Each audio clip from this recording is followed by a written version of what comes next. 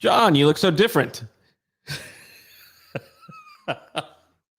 Hello, everybody. Welcome to Intersections. I'm Brian Solis, and it's an absolute pleasure to be here with you today. With us is someone who's usually behind the scenes every week, but he's been a longtime friend and a brilliant mind. Gregarious, hello. Hello. Good to be here. Yeah, it is good to see you. Man, you are looking great. Gregarious and I have been friends for way too many years. I think going back to the days of when we used to refer to the web as Web 2.0, and he has been on the forefront of innovation ever since. Hey, G, why don't you share a little bit about what you're working on before we bring on our first guest? Sure, happy to. Everyone, good to be here again.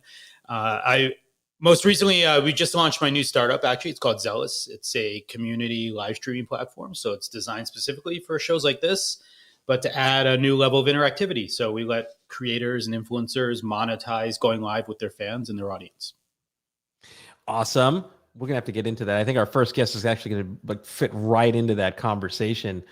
John is traveling. He's on the East Coast right now. He sent a note to let us know that he'll be here probably for the second half of the show. So with that said, let me officially welcome you to this week's Intersections. It's going to be a fantastic conversation. For those who are not familiar with Intersections, and for those who are, you get to hear this again. It's a weekly conversational jam session, very much inspired by the jazz improvisations that we've seen by some of our favorite artists. John's also a musician. I'm a musician. We both work in innovation. Greg works in innovation. And the idea of the show is that it dives deep every week into the intersections between technology, innovation, culture, and ideas. Every week, we feature diverse personalities and worldviews together in this greater understanding or this greater service of understanding and unlearning. John, who is going to be with us soon, is just an incredible leader. He's been involved in innovation in some of the world's biggest businesses, governments, startups. He's had several himself. He's also taught at Harvard Business School and the MIT Media Lab in Stanford. And he's also a Tony-nominated producer of film and stage. And he will join us for our second guest. Now, before we bring on our first guest, I do want to officially welcome you. You are a big part of the show. And this is weekly live at 10:30 a.m. Pacific on Thursdays.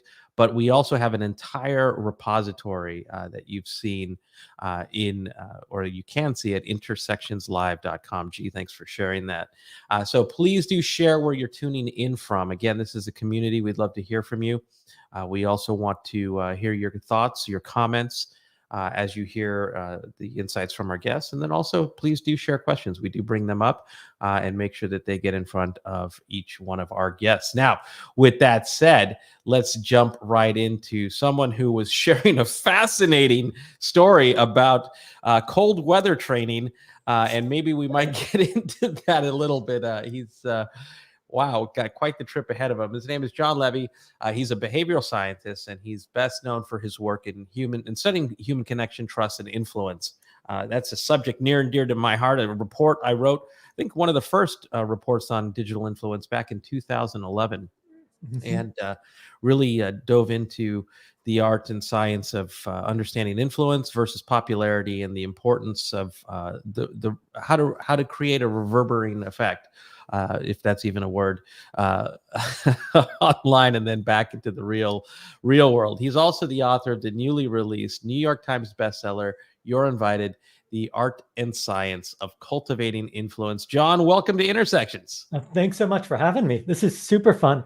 I have to say, for as long as people were calling it Web 2.0, I've been a big admirer of your work. I remember, I think probably seeing you speak for the first time at South by Southwest. And I was like, that guy is super interesting. And if memory serves, at the time you would only drink sparkling wine. Not much has changed.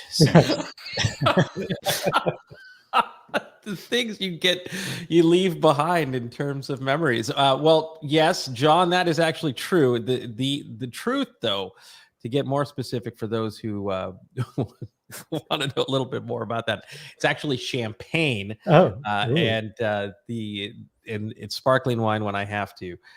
But that's actually becoming less and less often, simply because this work from home environment seems to keep the residues of the sugars in place. So we'll have to get on Gregarious's bandwagon because he looks healthier and younger every time I see him. So with that said, John, thank you for the kind words. Welcome. So before we dive in, why don't you share a little bit about your background, and then we'll just jump that into, we'll turn that into the book conversation. Sure. So my background, behavioral science. I'm known for my scientific research for kind of studying the ridiculous things. So I did the largest study, I think, in history with my research partner on online dating. And we found very odd things like, they say opposites attract. It's a total lie. In fact, you are more likely to date somebody because you have the same initials. The more, by more than 11%, in fact. In fact, anything that you have as a similarity makes you more likely to date. But that's kind of on the research side. And then about 12 years ago, I got very curious what connects people, especially people of influence, people who have an ability to have an impact on an industry or an outcome. And to prove out my theories, I created a secret dining experience where 12 people are invited. They're not allowed to talk about what they do or give their last name. They cook dinner together. And when they sit down to eat, they find out they're sitting with a Nobel laureate, an Olympic medalist, an editor-in-chief, a celebrity. I recently had a prime minister at one of my dinners. And so I've hosted over 2,000 people at 231 dinners in 10 cities in 3 countries. And it's built into this kind of wild community. Gosh, the thing that always fascinates me about this show is we always have such low achievers on here. And yeah, I had been, actually, now that you bring that up, it's one of the things that I had always wanted to do was participate in one of your dinners. And one of the reasons why is less about the amazing brains that sit next to you, because that's a gift that keeps on giving. It's also a way for me to work through, believe it or not, this introversion that's just terrifying. The idea of this whole concept. But that's exactly one of the reasons why I really wanted to do that. So maybe one of these days, John, when you're back from Antarctica, we would be honored to host you. As you know, I've been following your career for a decade now. Oh man. And I love that you bring up this idea of introversion, because people think that, you're far more successful or something like that because if a person's extroverted or it's some great benefit. And the research really doesn't support that. In fact, as an introvert, you probably have a much better ability to create meaningful connections. Instead of focusing on trying to meet everybody, you really focus on those deeper individual connections. And so when we looked at the research and asked the question, what is our influence? What is our ability to have an impact on a person or an outcome? It came down to who we're connected to, how much they trust us, and the sense of belonging or community that we share. And that's something that you're probably a pro at. Not really. I guess even scientists are wrong sometimes. But I have been studying this really interesting phenomenon. I mean, I do want to get to your book, and I promise we will. But Hope just brought up this really interesting point. Hey, Patrick, I'm going to feature you on screen as well. It's great to see you, and I look forward to seeing you. Actually, I think next week I'm supposed to be in Switzerland, but now going to be virtual. One of the things that I've been studying over the last 14 months is the effects of, the same dynamics creating this anxiety of going back to work is sort of subconsciously creating this. I don't know if it's anxiety or just new subconscious learned behavior that we are all in a way becoming digital introverts, right? So we're becoming extremely good and proficient at finding things, discovering things, researching things, and in many ways, whether we realize it or not, we are less inclined to want to deal with human beings when we are better at getting to the outcome that we need. And so this creates this new sort of series of touch points or opportunities for touch points for businesses, brands, and services to create the type of engagement that is empowering or self-empowering rather than putting another human being in front of them except for those obviously who want that. But this idea of digital introversion is becoming a really interesting phenomenon that I think is going to become a bigger deal over time, because 61% of people are saying that they are going to spend even more time online post-pandemic than they did pre-pandemic. So I think this idea of digital introversion is something to study, which actually brings me right to you, which means that the concept of influence becomes much more profound. And I think before we jump in on, I'd love to just sort of clarify my perspective for those who are not familiar with my work around influence, where I just sort of simplify the definition of sort of the ability to shape behavior or change or cause outcomes. Not necessarily the Kim Kardashian definition of influence, although that has its own dynamics as well. So John, talk to us about what brought you to influence, and then let's look at topics in your book. So first of all, I really love that you make that distinction, because there's a distinction. You say the Kim Kardashian kind of influence. Kim Kardashian is a fantastic content producer that's developed an audience around her content, right? So she has an impact on people, but that kind of influence won't necessarily affect the things that you care about. So you wanting to get your kids to eat healthy or get a client to pay attention to your idea, I mean, having a large following may or may not have an effect on that. And so I very much agree with your definition. And the reason that I got into it was when I was about 28, I was broke, underemployed, and like heavily in debt from college. And I wanted to figure out how to have like a positive impact on my life. And my attitude was, okay, I'm just going to read a bunch of kind of self-help stuff and see what will work. And then I came across a study that blew my mind. It was by these two guys, Christakis and Fowler, and they were looking at the obesity epidemic. And they found that if you have a friend who's obese, your chances increase by 45%. Your friends who do not know them have a 20% increased chance, and their friends have a 5% increased chance, which means that happiness, marriage and divorce rates, smoking habits, voting habits, all of these things affect each and every one of us and flow through our networks of connections, which meant that if I want to change my behavior, if I want to become better at something, more effective, be able to have the right clientele, it is going to 100% be a byproduct of those I surround myself with. And so I need to understand what will actually get people to want to engage with me. Everybody is so focused on getting people's attention. That's not what I want. I want their interest. I want them to have a desire to interact with me. And for me to do that, I need to understand how the brain works and what the biology of it is. And that was the beginning of it. Well said. So well said. I used to say, maybe should still say this, is it's not can I have your attention, please? It's can I have your intention, please? Because my time and my heart and my mindset, we're all just so distracted and pulled in a million different directions right now that meaningful engagement, I think, is more important than ever before. Yet, when we look at the world of influence, we tend to directly associate it with marketing. And of course, marketing is really about capturing your attention, and all of the metrics associated with that don't necessarily then measure true influence. They just sort of measure that temporary engagement and what happened as a result. So when you talk about influence, I think about your dinners. And I think about the network effect that results from those dinners, where you probably create, because of that environment, unique environment, longer lasting relationships that are truly human centered, that would not have happened otherwise. So I would love to hear from you, and G, jump in too as you feel like you have some questions that come up.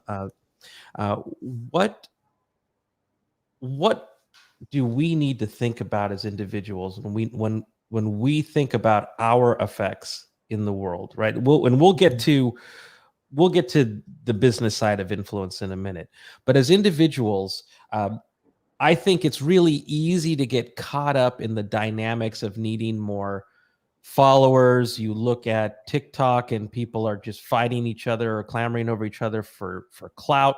People will do the most ridiculous challenges, or Oh yeah, or it's insane. just to get more likes and attention. Mhm. And I don't, I just don't think that that's a very healthy or scalable path.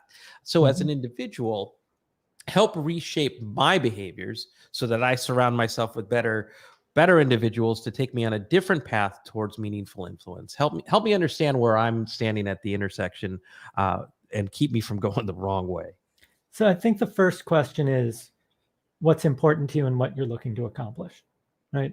If you are a content creator and that's the terms you're willing to live by, I'm not here to judge that. But let's just take your career, for example. You, to the best of my knowledge, haven't gone running up egg crates or whatever that is, or, covered yourself with buckets of slime or something. Like, not that there's anything wrong with it. It's just not, your style. And so the question is, what do we need to understand about the way we connect with people? What gets their interest, right? What do we need to understand about the way that trust works? Because it's really hard to influence somebody if they just don't trust you. And then how do we create this sense of belonging? And here's something that's really important. Just about everything we do to build trust is either wrong or backwards. And I'll give you a simple example. You've been in the business world for a while. What is the biggest strategy that companies use to try to develop trust with a potential client? They'll take you out for a business dinner. And if my experience is that those are really awkward experiences. Either that, or they'll send me to a party and there'll be like a gift bag, and then people like throw out the swag bag or re-gift it, right? None of that actually increases trust. The weird thing is the exact opposite does.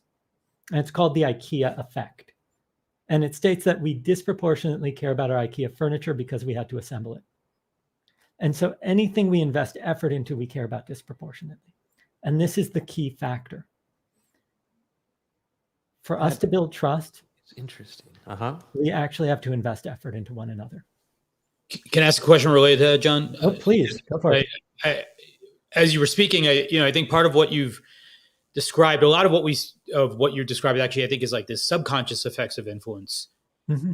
I don't hear, unfortunately, too many folks these days talking about mentorship, coaching, other kinds of role models, which, I would bucket probably more actively into sort of like an active process of interesting. Yeah. influence. I'm curious, are you seeing any factors or things that drive or help create pathways to where people seek out? Because as you mentioned, if I assemble the furniture, I'm more, careful with it and more cautious with it and more invested in it. If we can somehow turn the corner on people investing in finding better influences, it seems like we could get to better places for all of us as a whole. Have you seen any of those kind of trend lines? So I think the issue is that people don't know how to get a mentor. Not that they wouldn't want one. So we've idolized certain people like, Richard Branson and Oprah and all that, and that's who everybody wants. And that's just, let's be honest, not going to be realistic. For every Oprah out there, there's 1,000 or probably 100,000 other people that would be fantastic mentors for anybody. I've been wildly successful. But here's the key. If I come to you, Greg, and I say, will you be my mentor? The answer is going to be no, because it's essentially saying, will you do a part-time job for free for a stranger? And nobody's going to sign up for that. I get that every day. Yeah, I bet. But there is a way to make it happen. And the way is, I call it stacking. And it comes from a study on asking for directions. If I ask you on the street for complex directions, you are probably not giving them to me. But researchers had people do that, and then a second group go and ask you for the time. And then once you gave me the time, I asked for the directions. And then you gave them to me. You see, oddly, I asked you for more, and I got all of it. And the reason is that once you've put in a little bit of effort, that IKEA effect, then I'm viewed as somebody worthy of more effort. So the key is, I want Brian as my mentor. I'll start off with something really small. Brian, I've read your books. I'm thinking about this topic. What would be the next book I should read? Super small amount of effort. Oh my God, Brian, I love that book. Thank you so much. Are there any others or somebody that you know I should go to for answers on this? Great. Now he's stacked more effort. Now he's also seen that I can execute. Now I'm going to do that a few more times. And then eventually I'm going to say, oh, I see you're going to be speaking at this event. Can I meet you a few minutes before or a few minutes after? I'd love to just chat with you. And you build up that relationship through these investment of effort. And then over time, what will naturally happen is Brian will see me as somebody he mentors. But it's not going to be a one-time thing. That's unreasonable. That's not how we behave as people. I can't suddenly sign up for Brian as my guide to life. I mean, maybe that's your next book, Brian's Guide to Life. But human beings fundamentally function through shared effort. That's what had us survive. We're not the fastest. We're not the strongest. Give us an opportunity for shared effort, and you can take people from wildly different backgrounds, those that don't even speak the same language, to care and have affinity for one another. That's why we make really, really bad meals together at the influencers dinner. Like, they're terrible. That was a great answer. I feel like I need a glass of champagne now. That's if you're treating, I'm in. If you gave a bad answer, I think the answer that he might also have wanted that glass of champagne.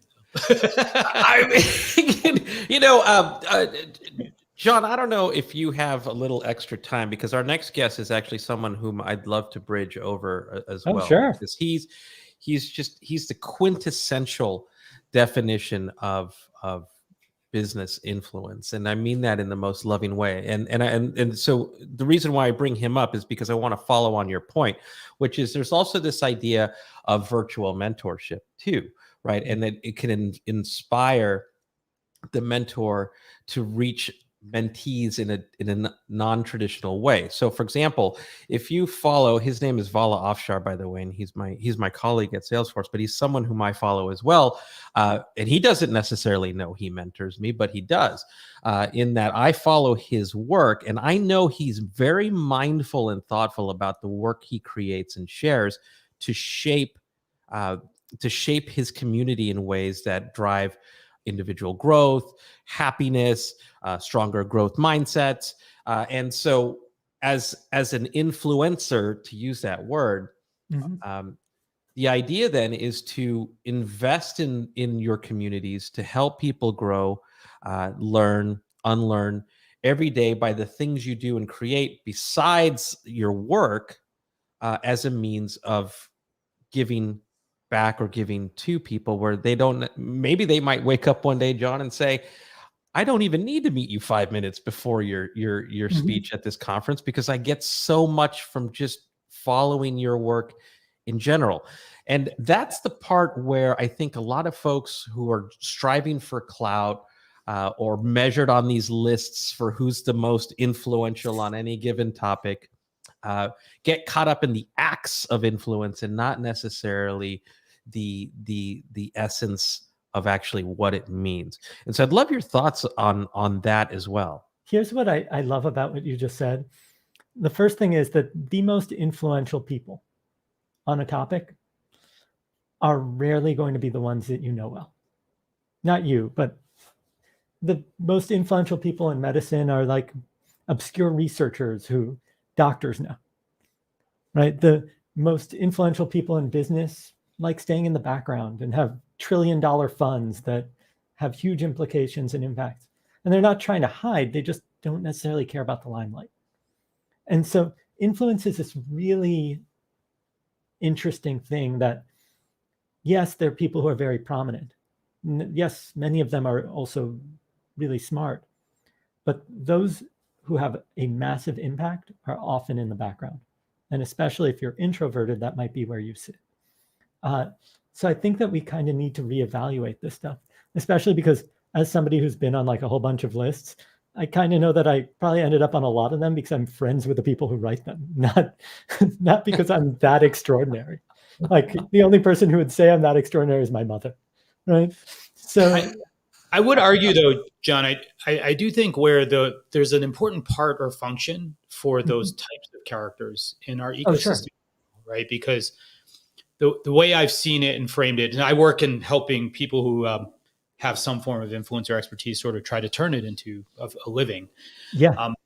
But where I see this, the opportunity is that I believe what happens is these types of personalities that we're describing, they make information consumable by bigger audiences, right? So they elevate sort of very complex ideas into something more understandable, right? Like Neil deGrasse Tyson is a brilliant genius, but also is exceedingly popular because he can make a complicated thing very relatable to someone else. Whereas some of those scientists who have no desire, no interest, or maybe not the natural sort of talents to do that, they absolutely are influential. They are experts in their own right. But what they don't necessarily do is influence the change in the kinds of opinions that we actually need to drive the bigger change that society needs, right? Because to use a reference from like Bones, like the squints don't always make the most compelling case, right, for why we should be any other way than the way we are. So I think you bring up a really important point, right? Euclid didn't come up with Euclidean geometry. He was the first one to write it down in a way that's compelling, that made sense to us, right? Gladwell popularized a whole slew of ideas that weren't his, of varying levels of accuracy. I mean, that's much of like, broken window theory isn't a thing that's accurate by any stretch of the imagination and all that. Or 10,000 hours.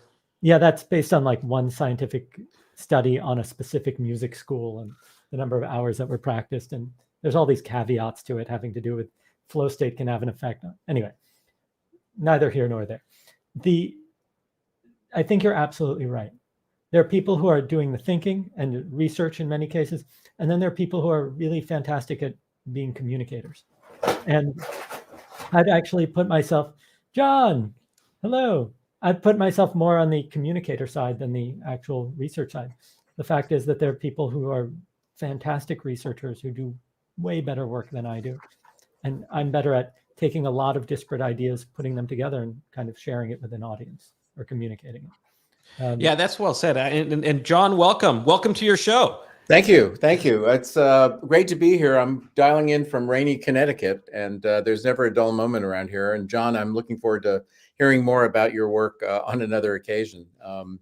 We're gonna have an overlap here. I'm gonna bring Vala on before we let go of John, because the conversation is just so well overlapping. Hey, John, though, I don't know if you saw this, but when you said we're going to see Brian's whatever that was in terms of personal thoughts and escapades, that's it. It's the first and last personal book I'll ever write.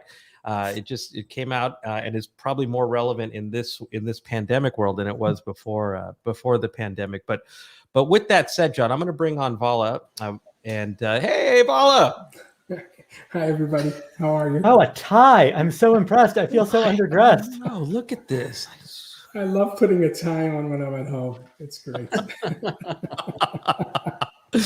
Oh boy. Well, hey, before John, just hold that thought, because I want to connect the dots here. So Vala is a chief digital evangelist at Salesforce. He's a longtime friend, someone I admire greatly. He's also an inventor. I mean, this guy, he's an author.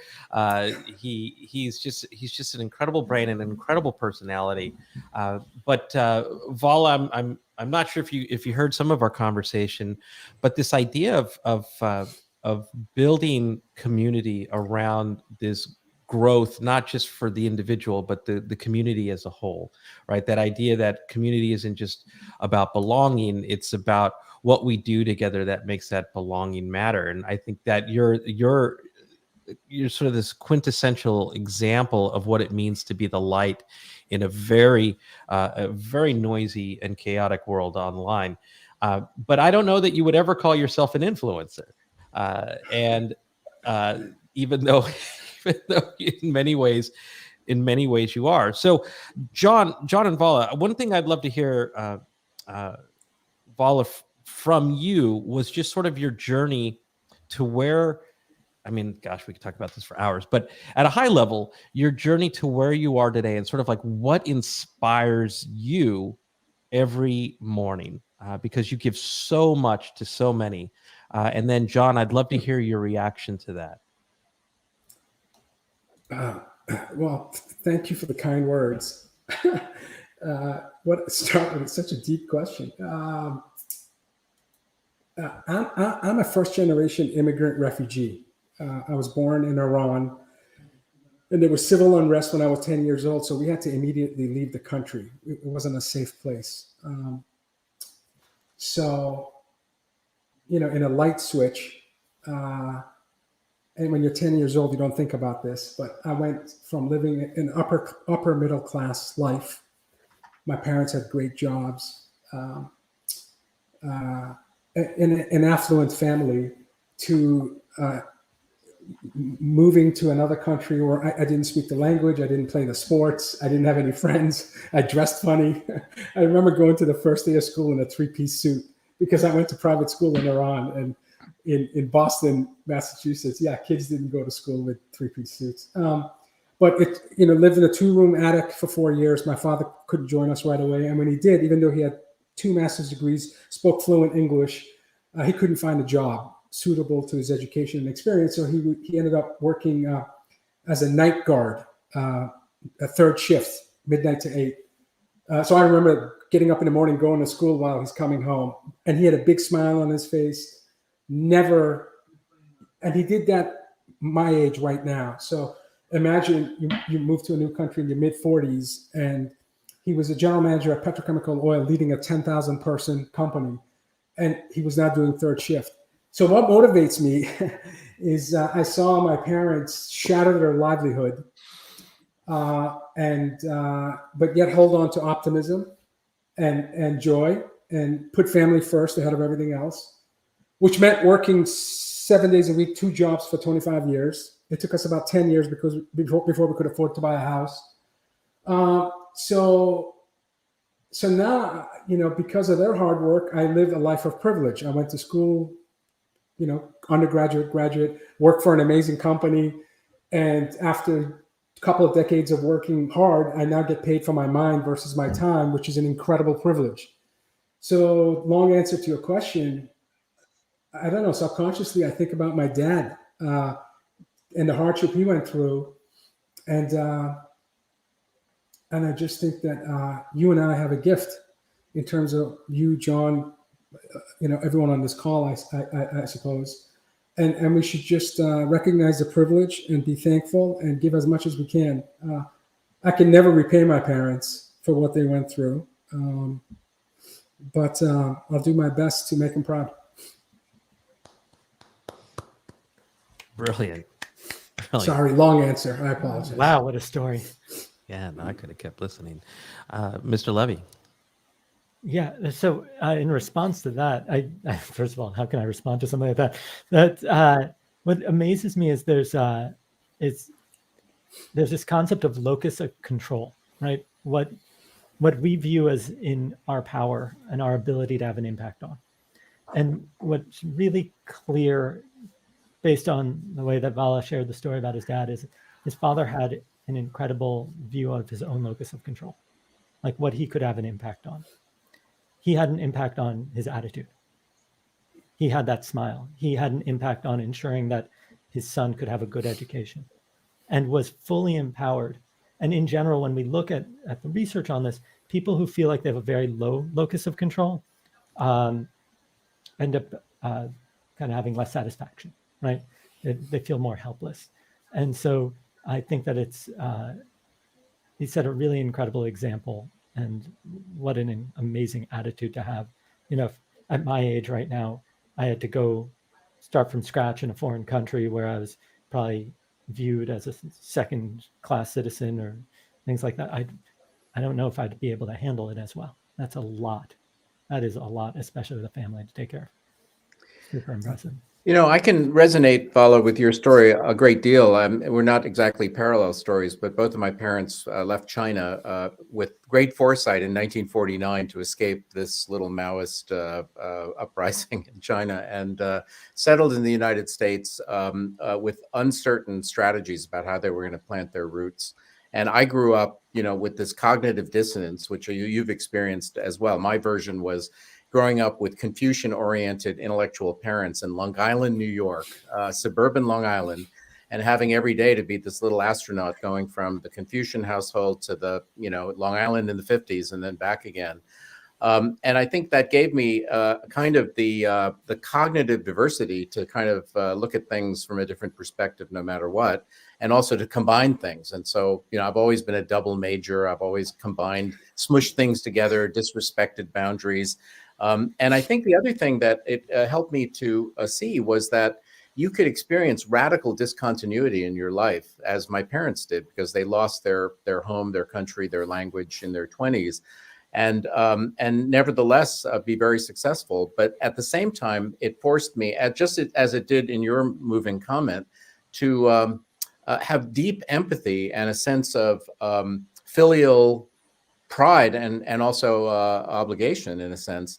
So that's where the emotional intelligence comes from. It's the reading of people. It's like, in a way, having parents from a different culture relative to the dominant culture requires you to hone your kind of diagnostic skills, because you have to kind of contextualize things and figure out what means what in relation to what, which is different from growing up in one culture with one set of behavioral norms. So I think, in a funny kind of way, this must have been a beneficial school for all the things that you do now, which, I know we really want to hear about, because you have, I think, one of the most unusual and interesting non-jobs in a major corporation. I mean, non-jobs in the sense of non-traditional jobs that I've ever heard of. And it might behoove the audience to understand a little bit about how you spend your time. I know you as someone who walks down the street and pushes Periscope, and all of a sudden 50,000 people are trying to crowd into your, your digital space. Oh yeah, well, and before we turn it over to you, Vala, clearly the one thing from your childhood that still sticks is the three-piece suit. When I'm in front of you and John, I feel obligated to dress well. So it's true. Although, Brian, we don't know how many pieces are happening right now. We don't even know he's wearing pants, let alone a jacket. So we'll leave that for another show. Oh man, yeah, Vala. This is John's setup for you is great. So I'll just throw it over to you and to react to that. Yeah, so I went to school and I studied electrical engineering, undergrad and grad. So my career started as a software developer, and I was introduced to the world of service and support because I was leading an engineering organization at my company, and my CEO wanted to bring some of that engineering discipline to our customer-facing functions. So he asked me to review our capabilities on the service and support side, and he gave me a month to provide my overview of what we could be doing better. And I provided a very extensive report, and the reward for that is he asked me to run global services in addition to my engineering duties. So I became chief customer officer, and that's how I was introduced to CRM and Salesforce, believe it or not. So my company migrated to Salesforce in 2003, when Salesforce was only 4 years old. Small enough when Mark would come to Boston for dinner, I would get an invite. So a long time ago. And so as a practitioner running engineering and services, and in an accidental detour to becoming CMO, I was a practitioner in a technology company. And the more I thought about our success, because we tripled our revenue and our growth of our company, I kept coming back to how we used information to build our anticipatory muscle, how we use CRM to try to make sure the marriage experience was better than the courtship experience with our clients, our customers. And that was really important because we had less than 2% of market share competing against a company called Cisco. We were in the data center software hardware business, and Cisco had north of 70% of the market. We had less than 2%. So we really had to make sure that we consistently exceeded our clients' expectations. Along the way, I wrote a book on how we use CRM to build our ability to anticipate our customers' needs. The book did well enough where folks asked me to expand on the topic of culture, leadership, process, technology. So I started writing for Huffington Post, Inc. magazine, and other US publications. That got me more involved in social media and starting a podcast. I started my weekly podcast in 2013. And, I happened to have a private Twitter messages, DM messages, with Alex Dion, who was the president of products at Salesforce 6 years ago, and John Tashik, who was leading market strategy. And they were kind enough to say, You're writing about our company. You're a good client of ours. Perhaps you could consider to come on board and continue to research and write. And it was Alex who came up with the title Chief Digital Evangelist, which, honestly, I was so delighted with an opportunity to work at Salesforce. You could have come up with any title, and I was full of joy. The only time I had heard evangelist, to be honest with you, in the tech space was Guy Kawasaki. And in 1984, under Jobs, he brought Mac 2 to the market. And so I always considered Guy as really the only evangelist. Robert Scoble was a prominent evangelist 6 years ago and continues to be an influencer. But I had no idea about the expectations and what the job would entail. But I always admired our founder's ability to use a narrative. I think it was John Hagel who said stories have a beginning, a middle, and an end. Stories are usually about someone else. Narratives are open-ended and inclusive. So when I would have the privilege to listen to Mark speak, I always felt drawn into the mission and the journey. And it was never really a destination. It was a journey. So the possibility of working for a company that I admired as a customer for over a dozen years and to learn from these incredible storytellers, including you, Brian, was too good of an opportunity for me to pass up. So I'm trying to refine my abilities to communicate clearly and make sure I understand that there is a fine line between manipulating and inspiring, and that's your intent. I want to be very clear about my intentions when I share, whether it's on Twitter or my podcast. And my intentions are really to educate, inspire, and hopefully ignite positive action. And that means not really talking much about the company or not much about products. I have 70,000 colleagues that can talk about the company and products, and they do it really well. So when you read my work or Brian's work or John's work, we're talking about mostly observations that we have with having the privilege of working with incredibly smart people. And so it's really research and writing and speaking and really being a student. I don't feel different. The same muscles I used in grad school, I'm using today. I just wish I paid more attention to my writing and speaking courses. As a double E, I kind of ignored all of those and focused on hard science. And I wish I could go back and refine some of those skills now. So sorry, again, long answer. So for someone who is as engaged as you are in enhancing the potential of others and inspiring them, and who in my time with you has always exhibited a level of optimism and positive emotion that is at least 2 standard deviations from the mean. What do you think of what's going on in the world these days, especially, let's say, in the US, but just generally speaking, in terms of this cultural and historical moment? Do you feel daunted? Do you feel energized? Do you feel what's your sense? Where are we? Well, we've experienced something in the last 18 months that it's a first in a lifetime. So I think we're all struggling, some more than others. I'm reminded that we're about to cross 700,000 deaths in the US since February of last year. So when I talk about struggle, I think we all know family, friends, colleagues who have lost loved ones. So I'm saddened by that because I think much of it could have been avoided if we had just practiced radical transparency and trust. Last week, we had our annual conference, and our keynotes led with a realization that there is a trust deficit that exists in the world today.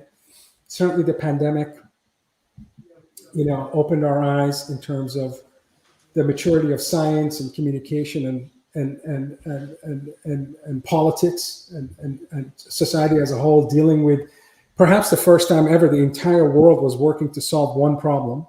I don't know if I can recall any other time in the history of mankind that the entire world was focused on solving one issue. So that you had a health crisis, which led to an economic crisis. Even for us fortunate technologists, I mean, some of the companies that have experienced explosive growth in the last 18 months include companies like Salesforce. Some companies were meant to thrive during the pandemic. And fortunately for us, software technology companies are in that space. But having said that, I think, again, we all, in a way, continue to struggle. So the health, the economic, climate, 50 people died in a northeast flood a month ago in New Jersey, New York, Pennsylvania area. So the droughts, the floods, what's happening in New Orleans, and so on and so forth. So that continues to remind us that we need to do more. And then the racial inequality and just the tone and sentiment of 2020, which as an immigrant really bothers me, because we don't appreciate the strength of diversity that this country has benefited from. I often list the companies founded by first-gen immigrants, and when you look at them, they're the most valuable companies in the world, not just U.S. So combination of all of this means we're carrying a heavy load, all of us. So we have to be more mindful. We have to be more flexible. We have to practice optimism, because us four here, we are privileged.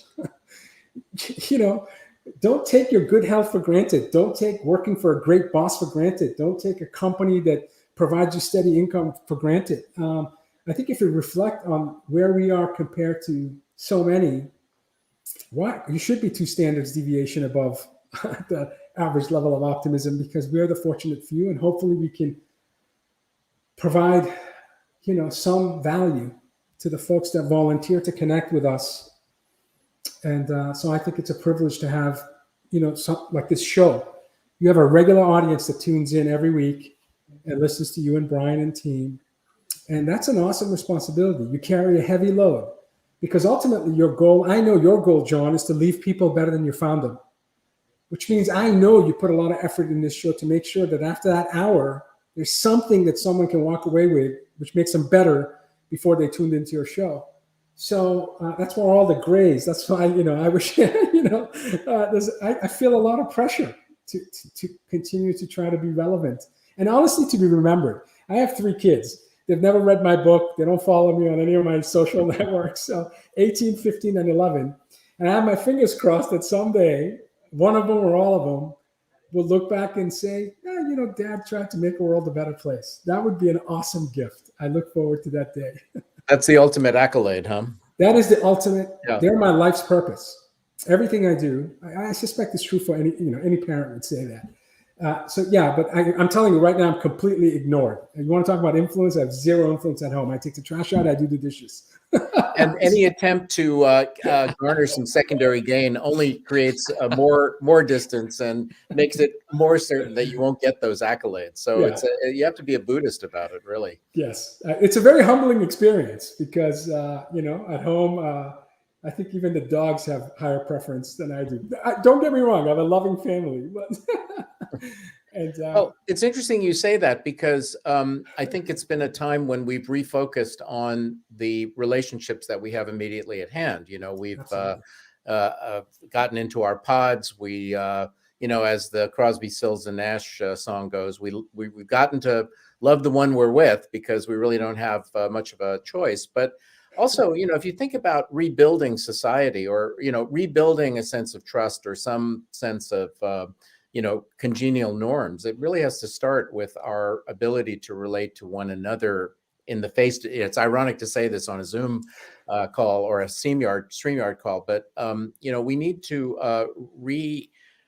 reactivate, revivify our connection to those that are immediately next to us. And that's where the emotional intelligence and the empathy and the compassion and, all of what Lee Kai-Fu so adroitly called warm skills get exhibited. And if we don't do that, changing society is just some weird abstraction that we can read about in the Harvard Business Review, but it's not going to really move the needle. No, I don't know if you agree with that, but it seems like you're I the agree with you Afshar 100%. And I look forward to reading his AI 2041 book, which I haven't started. But his AI superpower sits behind me. Yes. And I thought it was an amazing analysis of future of AI and impact on society.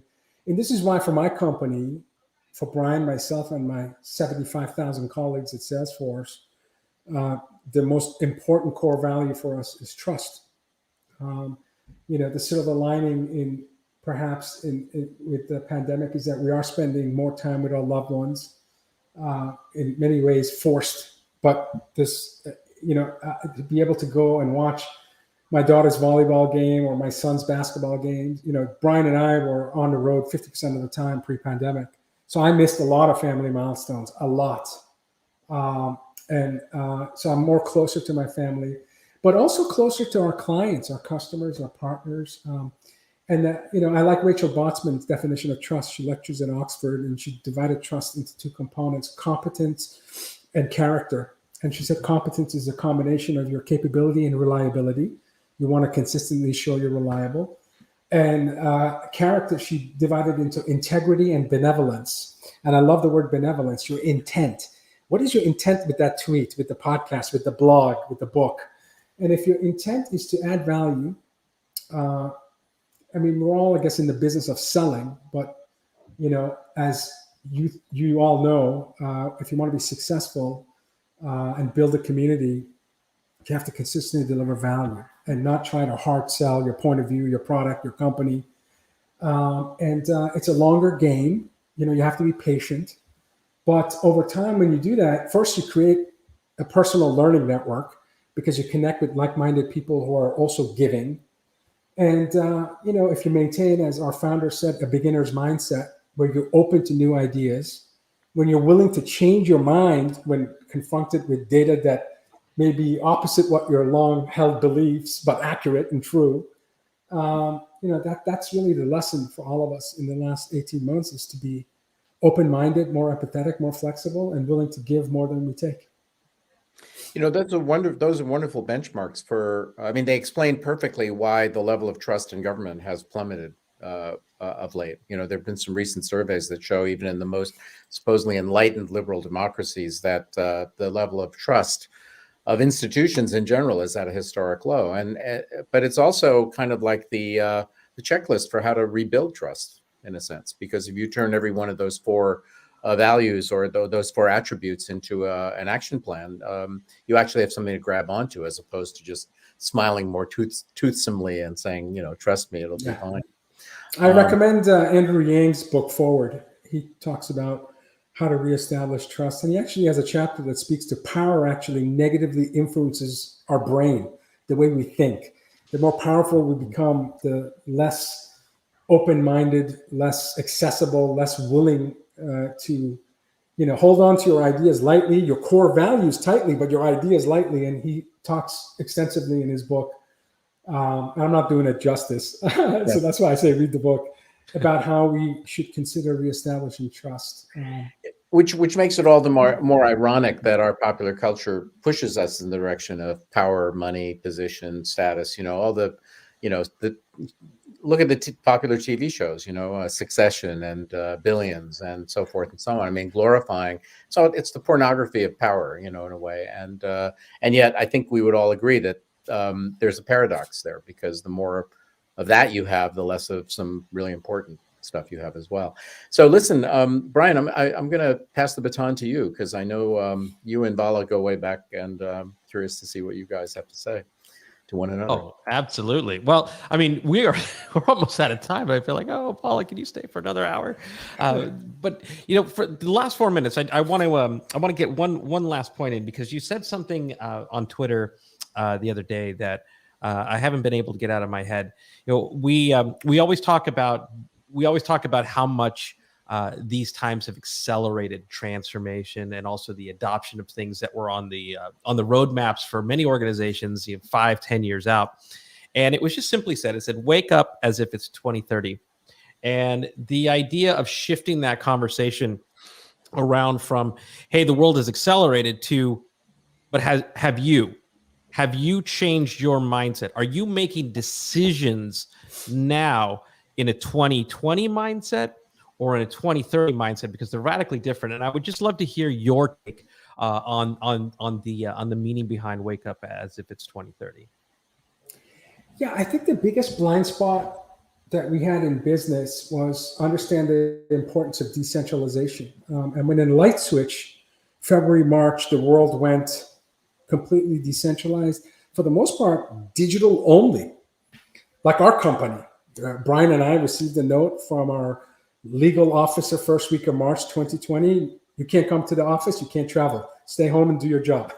Now, thankfully, as long as we had this, we could do our work, because for decades, my company was building business applications on mobile devices, and we all had access to it. So we were not tethered to a desk or an office. We were able to achieve that optimal speed of moving, at that time, maybe 55,000 employees to work from home literally overnight, because to achieve optimal speed, you have to design for movement. I often talk about 4x100 relay runners. At elite level, the first leg of the race is sometimes 1 to 1.5 seconds slower than the second, third, and fourth runner, because the second, third, and fourth runner are catching the baton while in motion, while running, versus a static position for the first runner. And 1 second delay at elite running 4x100 is like coming in 100th place. So it's a massive amount of delay. Now, we were designed for movement because we're a cloud-first company. So all our business applications were in the cloud, which meant that we had mobility built into our infrastructure. And because we're a digital native company, we're born in the cloud, we're mobile, social, AI underpinnings. We're making about 120 billion AI predictions every 24 hours using our machine learning algorithms under Einstein. Many companies are digital immigrants. They weren't born mobile, social, in the cloud. They don't have AI and advanced analytics.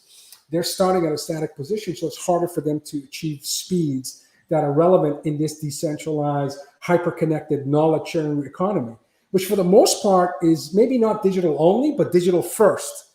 The acceleration of, for example, e-commerce was about a decade from May to July of 2020. But also cultural acceptance of remote work. I knew many CEOs that frowned upon workforce not being in the office, and now they realize they actually have productivity gains based on the fact that the average adult has 51 minutes of commute. So you've just given back time. So as far as physical dependency and time dependencies, those have eroded. You talk to most startup founders today, and if you have to start a company today, you're building a digital headquarters. You're not worrying about finding a corner office next to a Starbucks. So the physical headquarter today is far less significant than the digital HQ. But to have that digital HQ, most CIOs had to look at their 2025, 26, 30 roadmap and bring those capabilities now into 2021 so that they can actually thrive, not just reopen and grow, but thrive in a decentralized digital first world. And for many companies, that's a struggle. And that's where companies like us have an opportunity to help accelerate the adoption of certain technologies and certain culture and behavior norms, which can allow you to position yourself to win. It's not easy. Digital transformation was hard before the pandemic. Digital business transformation since the pandemic is even harder, because think about onboarding a young graduate from school in this world where they never get to walk in the hallway and have random collisions with mentors and sponsors or potential mentors and sponsors. Those teachable moments are lost because we're behaving probably as well as we can when we're in a digital medium. But in offices, you actually get to see potential corrections. So as a mentor and sponsor, you can be more active in the pre-pandemic world. And today, I think about 15% have gone back to offices. So more than 8 out of 10 are still in this digital only world, and it's very hard to maintain a sense of belonging and mattering and growing, but it can be done. It really depends on your leadership, your culture, your processes, and how you lean into technology to make every day a little bit better than before. The consummate optimist and brilliant mind, Vala. Thank you so much for joining us on Intersections and sharing your story. Of course, this won't be the last time we have you on, and there's so many more things that I know you're working on, and so many things that I know that John and I didn't get a chance to ask. But Vala, I'll see you in our digital HQ. Thank you, sir. Thanks, you, John. Vala. Thank you. Great to see you guys. Cheers. Cheers. Oh man. I just always feel like I can't help but smile when you're around Vala, and it's just such an incredible gift to have him in our network. John, it's an absolute pleasure to have you join from the East Coast. Indeed, and I hope you're having some good good times out there. Curious to Indeed. hear all about it when you can. And other than that, to everyone, we're over time. Thank you so much for tuning in this week. Again, please watch all of our incredible guests. We have a repository at intersectionslive.com. Do follow John's work on social media.